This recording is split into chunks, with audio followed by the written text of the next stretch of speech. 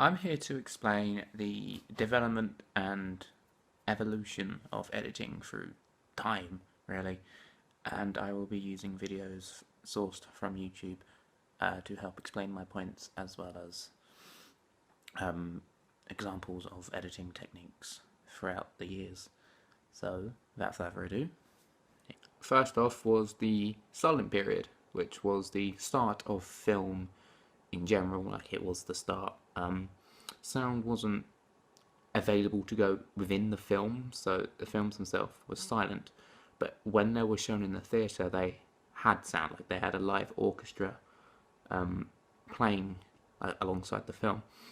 Also, like the films themselves were very poetic, like the stories they told were in a poetic manner, and this was really big because poetry, was like was pretty mainstream. It wasn't quite as dull, I suppose would be a decent word for it. But yeah, this wasn't to last long, as G.W. Griffiths was the first to add a narrative style to his films. Broken Blossoms was the first in 1919, and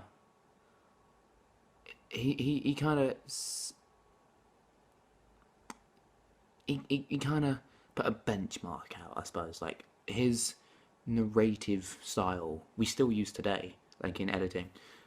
So I will insert a video clip here now after this of Broken Blossoms, so you know what I mean.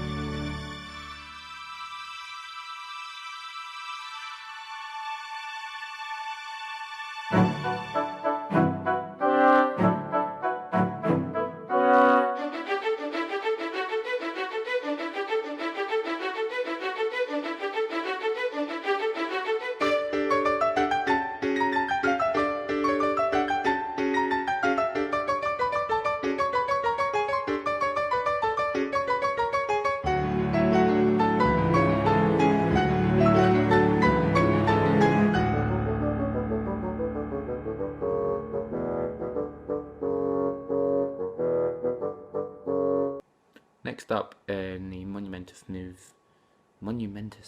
movement in editing was the inclusion of montages, which was first done by Sergei Einstein. This was done with his film Battleship Potemkin in 1925. This is again another editing style which is still used today, mainly in action films and by teenagers making YouTube videos. But it is still widely used to add like a dramatic effect to like an action piece. So it shows a lot is happening, and again, it's usually filled with explosions nowadays. But back then, it was brand new, and as I said, it's still used today. Again, video.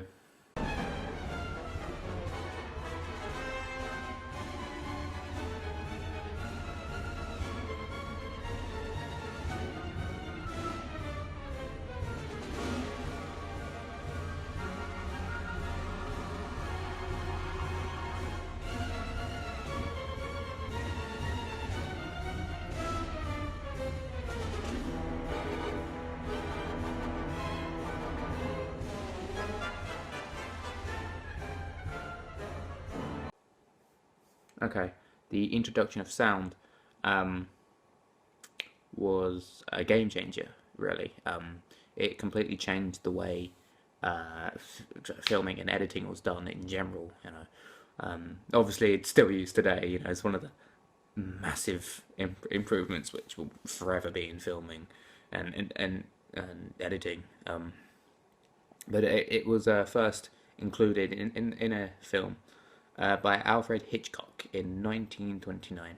He tells his story in this film, which I found it unknown. I could not find this film, but he tells the story a lot better with the inclusion of sound, because he can actually like put a bit of voice acting, I suppose you would call it, because the actors themselves in the film can speak and bring forward the story to a more personal effect. You know, you can actually relate to the characters because you can hear them for yourself. It's like a normal conversation. You're just eavesdropping on it.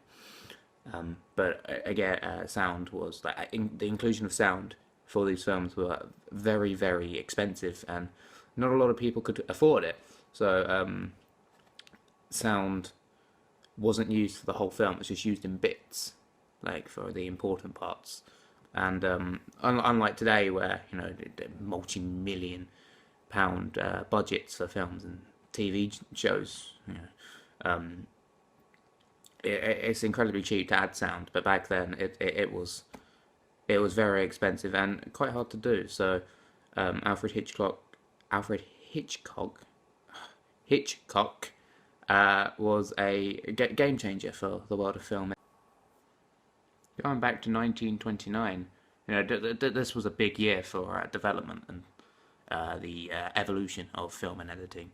It saw the introduction of documentaries, which portrayed emotion through films using sound, and this helped incredibly with the Great Depression in the United States and the fallout of the World War in France and Great Britain, or Britain back then, and it showed how people can bring their sympathy to, especially in like the World War documentaries. It showed that people can put sympathy towards people in these documentaries because they can relate and they are connected to the documentary because of the inclusion of sound. Then it's like, as I said, sound is a massive game changer to the film and TV industry, and it certainly helped with editing. Well, made an editor's job a lot harder, but it also showed that you could communicate through the power of film and TV, because you could get your message across using sound within these like clips, and it connects with people. So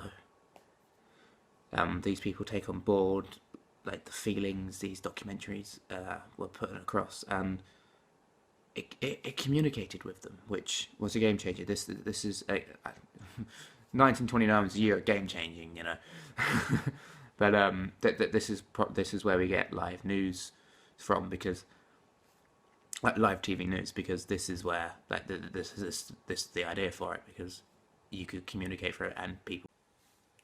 Following are a few of the editing techniques that are currently around. They are parallel action, cutting in motion, extreme long shot, the cutaway, the close up, the extreme close up, and dramatic time and face, and obviously the use of sound.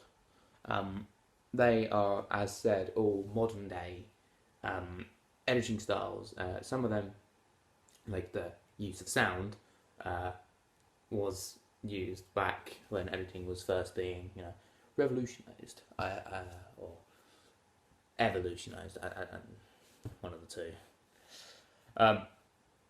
Yeah. Next up, we have modern day technology. How has this helped the evolution of editing? How has new technology brought forward or made a giant leap forward for editing?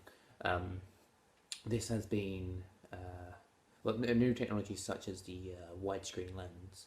That's helped greatly, because now you can fit more. You can fit more things in one shot. Say like you wanted to have a shot of a city centre, I suppose. You would have to. It would be better to have a widescreen lens, because then you can fit more of it, which gives it more of the busy feel, whereas if you had like a normal lens,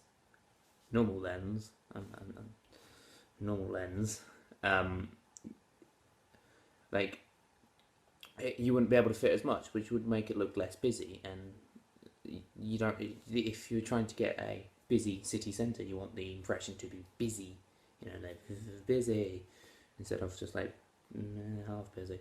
So the widescreen has helped quite a lot in bringing forward the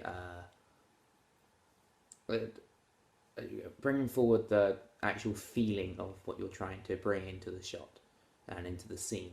So widescreen lens is a big plus for editing and film and TV in general, actually. So big thumbs up. Other new technologies is the move from analog to digital. That really it wasn't really an advancement. It was more of a it made things a lot easier. You could, transitions were a lot easier to add, and mistakes could be filled with ease. Like when it was analog, you physically had to cut the film, whereas when it's digitally scanned in, you can just undo it if you've cut it in the wrong place. But you wouldn't have been able to do that. You'd have to, physically put it together, back together. Oh crap! So it made things a lot easier, but it wasn't much of an advancement. And maybe making things easier was an advancement in itself, but for the advancement or the evolution of editing itself, it wasn't much of one. So, but definitely analog to digital was a very good thing. So, very good. Now, the biggest step in advancement in technology is CGI, computer generated imagery. That in itself was such a big step, that, it made films like Transformers possible. I mean, if there was no CGI, there would be no Transformer films, and they are some of the best films going. Okay, maybe not some of the best films, but one of the most selling films going, and they wouldn't have been possible. Whereas other CGI films like Teenage Mutant Ninja Turtles, they were possible because they were the same size as humans. But when you got like colossal, like mile-high robots, yeah, that wouldn't be possible with CGI. So CGI is a big plus. But a little fact you may not have known, which you probably do, because you told me it. Toy Story was the first one in 1997, I believe it was. No, it was released in 1997, I believe. But CGI, such a good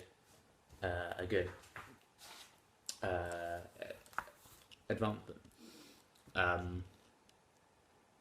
But for a background, CGI is computer generated imagery, so that obviously means it's not filmed. It is created by a computer. You are making it. So with fully animated films like Toy Story, there aren't many physical activities actors will do. Like, it's literally just the voice work. So we're going into a studio and recording the voice for the characters, and maybe a bit of motion capture, which I'm not sure was back around when animation first took place, like when CGI first took place, within film and editing, really, because I don't believe any of Toy Story was motion capture. But motion capture again is ties in well with CGI because it goes hand in hand.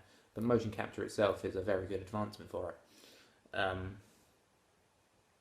Yeah, so motion capture and CGI, both very big advancements within the editing sector, within the film industry, within TV industry. And it even branches out, especially motion capture, even branches out to video games and such. So, the very, very good multi-useful creations, inventions. So, big plus, big thumbs up. now we have the purposes. Emotion, mainly. It's portrayed mostly through sound. Sound, as I said, during the development of editing, sound was a very influential part within portraying emotion, because you could have music and you could have voice, which would help us as the viewer, the audience, connect, which is happening on the screen. So, and if it's radio, sound is definitely what you need. So, moving along from radio, because that's not really part of this, but video sound is single-handedly one of the most important and influential parts, which brings emotion through, as said, because it helps you connect. But a few examples would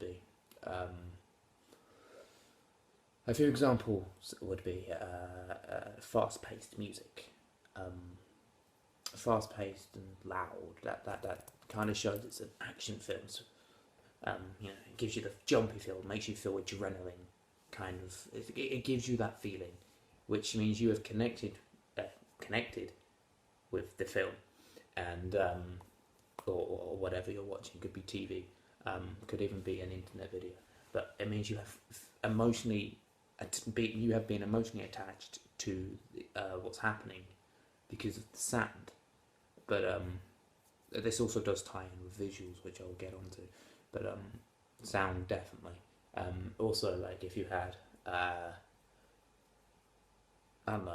slow-paced music, slow, classical, I would say, slow classical music. So like violins and everything.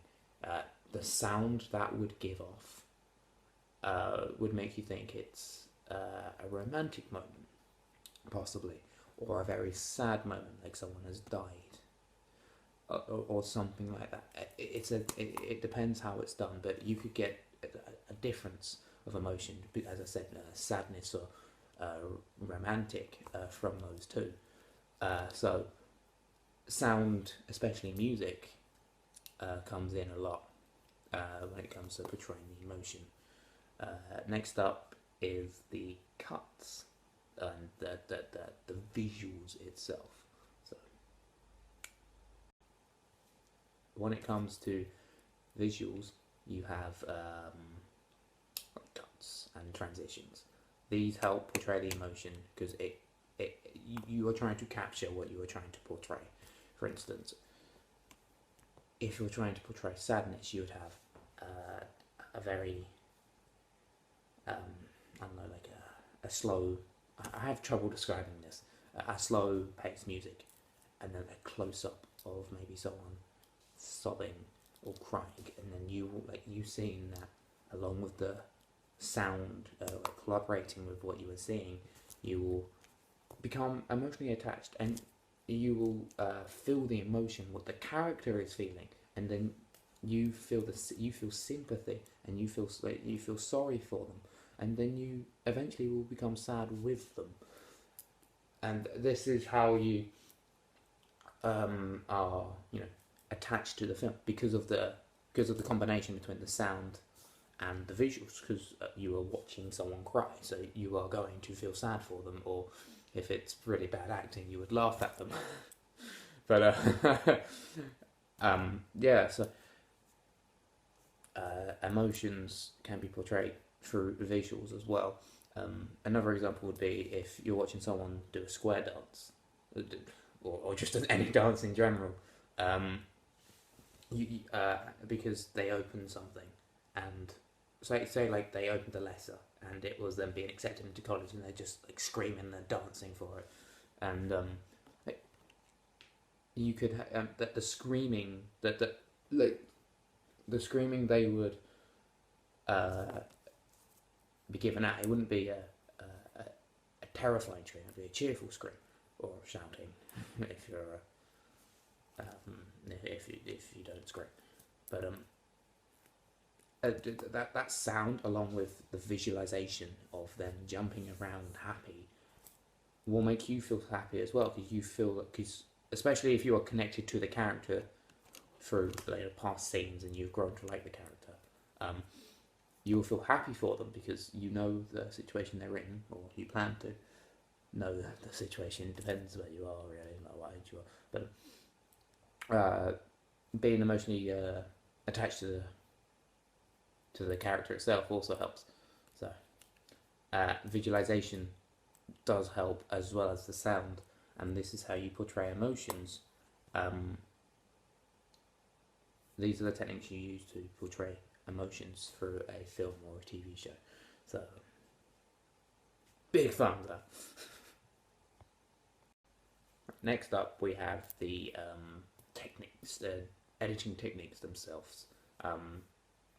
So you would have heard me mention for this video a transition, and you are probably thinking, what the bloody hell is a transition? Well, the transition is simply the way it goes from shot to shot, how they are connected together to form a scene. The more professional,